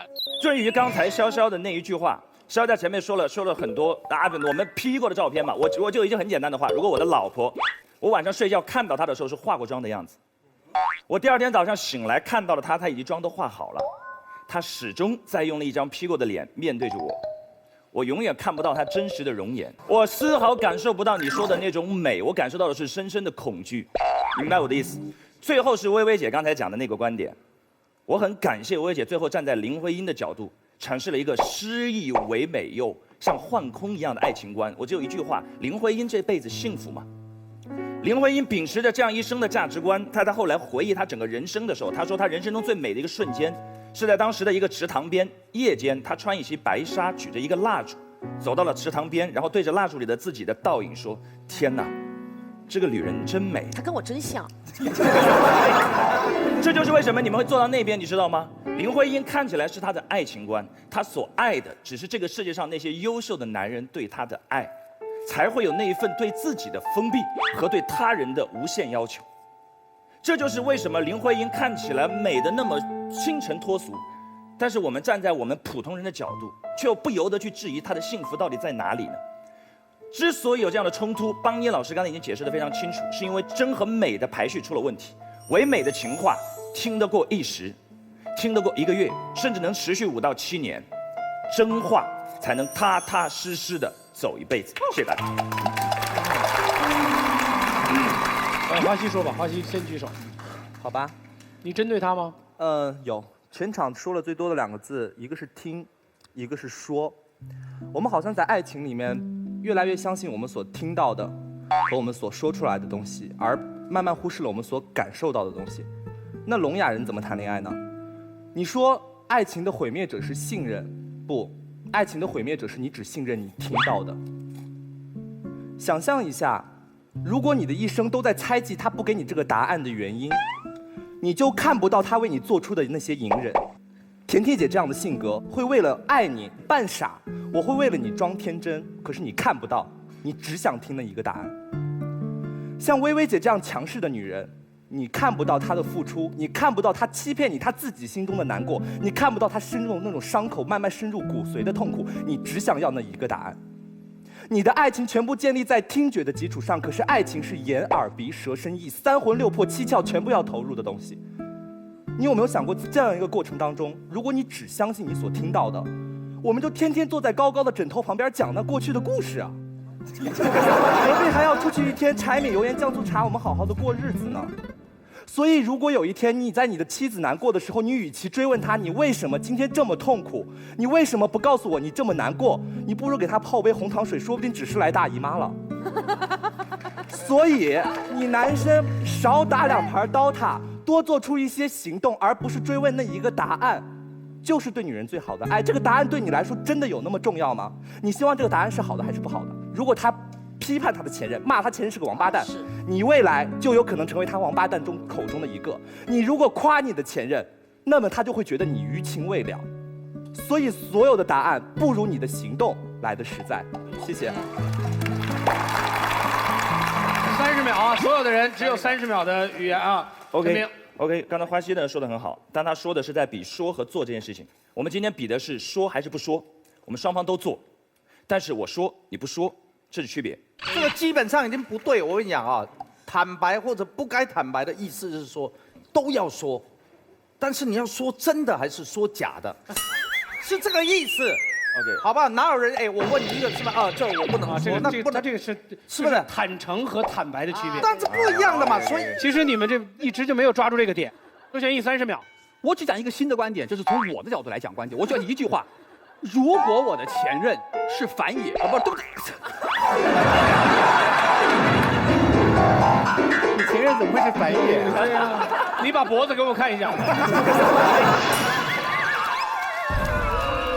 大家想一想，如果我的女朋友的前任是反野，说实在的，她的存在本身就会构成一辈子对我心中的伤。这个时候，我的女朋友如果想彻彻底底的说服我，她选择我是有道理的，她就得从某些极其隐秘的方式去诋毁反野。你们觉得哪条路是对的？周旋义，你唯一的可能性就是在谈恋爱的开始的瞬间就自杀，其他没有别的办法。周旋义的女朋友的前任，不管是不是反野，只要反野存在的，周旋义就已经受伤了。所以这种情况下，你谈不谈恋爱的没关系，你最好现在就一头撞死。3位，宪哥先开始，宪哥先开始。你的立场是什么来着？我都忘了。不该坦白，不该坦白。连莎士比亚都觉得不该坦白。真的吗？说过。我因为他人不在，我代表他来说。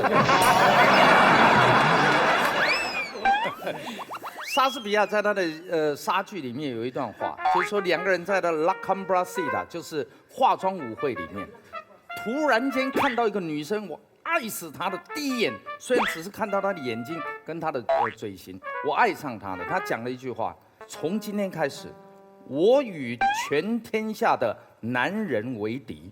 记得这个是真正莎剧里面的，所以莎士比亚也是觉得这样。你对你的另一半坦白你的过去干嘛呢？当你告诉他这个事实以后，有一天你们吵架了，肯定拿出来当做题材了吧？有没有？你看现场点头如捣蒜，就是这个样子。所以这是一种叫做什么善意的谎言。可是你现在讲的跟刚刚那个莎士比亚的有什么关系？我与全天下的男人为敌，因为爱情的世界里是容不下一颗沙的。对，它的原因是在这里。那跟与全天下男人为敌有什么关系？那更何况是一个男人嘛，一颗沙我都忍不住。是吧？所以就是说我一旦爱上你，我就跟全天下的沙子为敌，就是。对，来，对，他搅乱了耶，不要听他的。好，没事。说明你看他的。还有还有一点，你们太自以为是了。为什么你知道吗？你在那里犹豫，我要不要坦白还是不该坦白？你有没有考虑对方根本不想知道？对，不要告诉我，求求你！如果你爱我的话，难道连替我说谎的勇气都没有吗？你确定他一直是这种不想知道的模式吗？没有人会想知道的嘛，知道就是一个烦恼嘛，那就没得变了，太无聊了。我不听，你听，我不听，那没得下变了。一期把这个人换掉，好吧？建哥真的是研读莎士比亚的一个专家，你知道吗？他知道悲剧全部都是满台死人做结束的，对，所以最后实在谈不过去的时候，砍了算了。我说是真的，你有没有看到？马上不该坦白到将近70%了，非常好，谢谢。好，到了蔡团长，你要挽回劣势的时候了。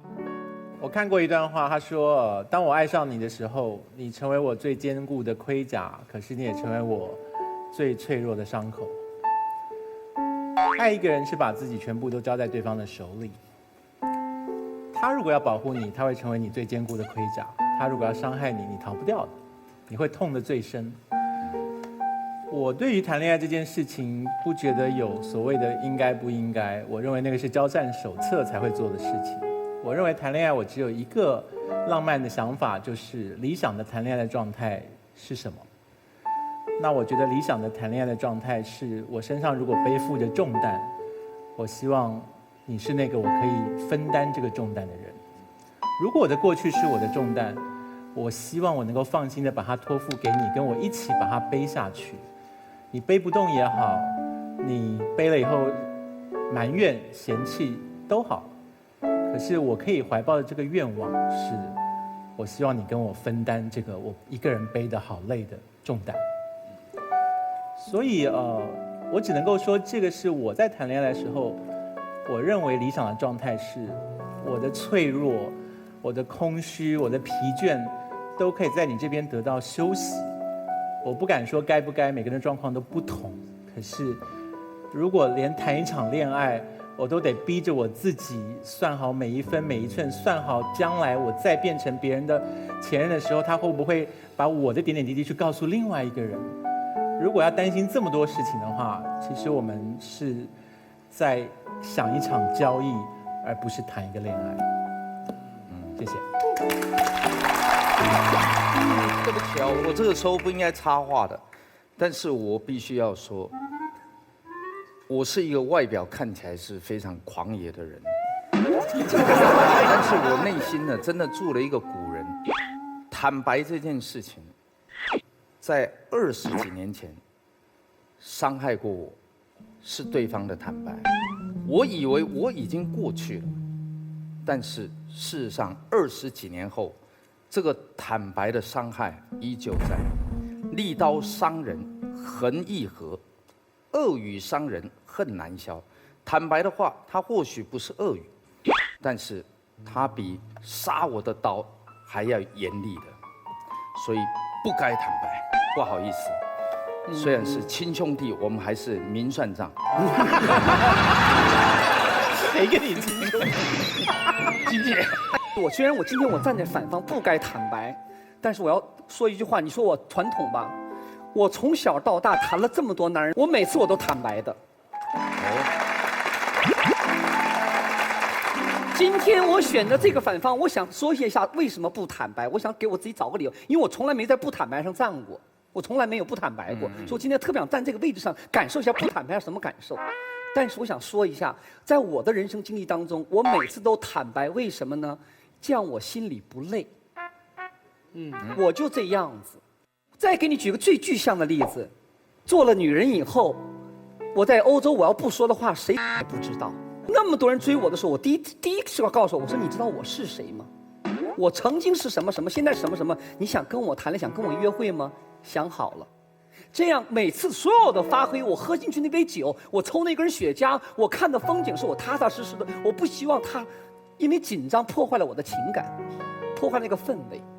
所以说，在我的情史过程中，我想说，我都是坦白的，因为我落个坦然。这个坦然也支持了我一步所谓的你们喜欢的那个真。但是今天我想给我自己上一堂课，我站在反方是因为我想感受一下，如果我不坦白是什么样子。先生追我的时候，我跟他说过，我说我全世界我是个最大的个 package， 对任何一个种族、任何一个文化的男人选择金星在一起是个大的包裹。我说你想好了，我的故事太多了。他说的。每个人都有每个人的过去。他说：“我现在认识你了，我们俩的拉着手是往前走，不是往后退。”他说：“你有你的过去，我慢慢去自己去感受，但我不想知道。”为什么要奇葩说？你知道吗？最主要就是要 big data 大数据。对呀、主要的原因是这样嘛，你到最后你不合理，我你再唠一句英文，我今天就不录了。对不对？这是一个很重要的 information。I see, I know it， 对不对？所以你看，它真理是越辩越明啊。到最后我们变，把它逼到一个死胡同里面，数字就出来。再来一句啊，它就是叫做大数据。怎么样？可以理解了吧？是吧？刚才宪哥再说了一句话特别好，就是说叫真理越辩越明。这句话在所有的辩论节目当中可能都有效，但恰恰在奇葩说是无效的。为什么呢？奇葩说这个现场追求的是一个混沌的感觉。我们把那个感觉传达给人的时候，这个感觉在你心中引起的波澜才是我们想要的那个效果。所以清晰并不是奇葩说的追求。今天的这个话题就是我奇葩说一直在谈很多谈恋爱的话题，好像我们坐的人每天不干别的，人是感情，全都谈恋爱啊，对，这个一帮禽兽的这种感觉是。但是为什么我们选择那么多的情感？第一，它跟每一个人有关，容易把每个人带进去。第二，它是一些万万千千说不尽的话题。我今天在所有的反方里面，我听到潇潇的一句话，我觉得哎呀打中我，至少可以让我坚定的支持他的观点，就因为他说了一句说，坦白不是坦诚。其实正方秉持的也是这个，你非要问我，我就坦白，但是你非要问吗？所以其实在这一点双方是一致的。这一点是什么？我们在追求爱情和恋爱的有效性。康永哥说，恋爱不是做生意，即便不是做生意，它背后也有经济学和效率在起作用，所以才叫做经营你的爱情嘛。是这样的。是。为什么我们要谈恋爱呢？我们只有一个目的，需要是好好恋爱。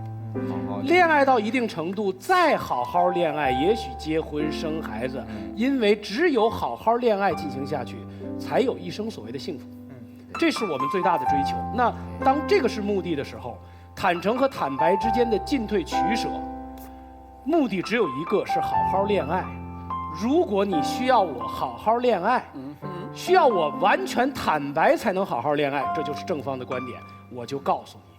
如果反方观点就是，如果你需要我坦诚，咱们能够好好恋爱，而不必坦白，那咱们就好好恋爱。说的真好。所以我觉得，其实说的真好。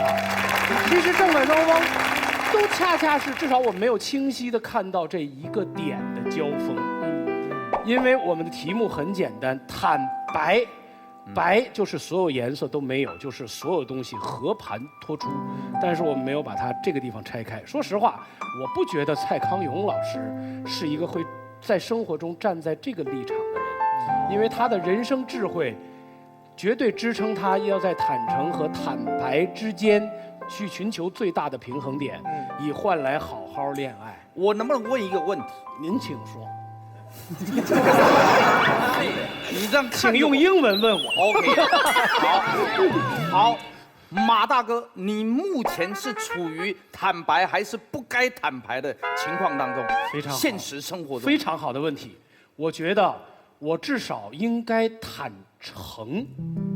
我的人生境界只能做到坦诚，我无力做到坦白。这个答案，所以。我们才有了与众不同的人，就是金星金姐，是我们高山仰止的人。我们是一个凡人，我们做到坦诚已经很难了。是，哎。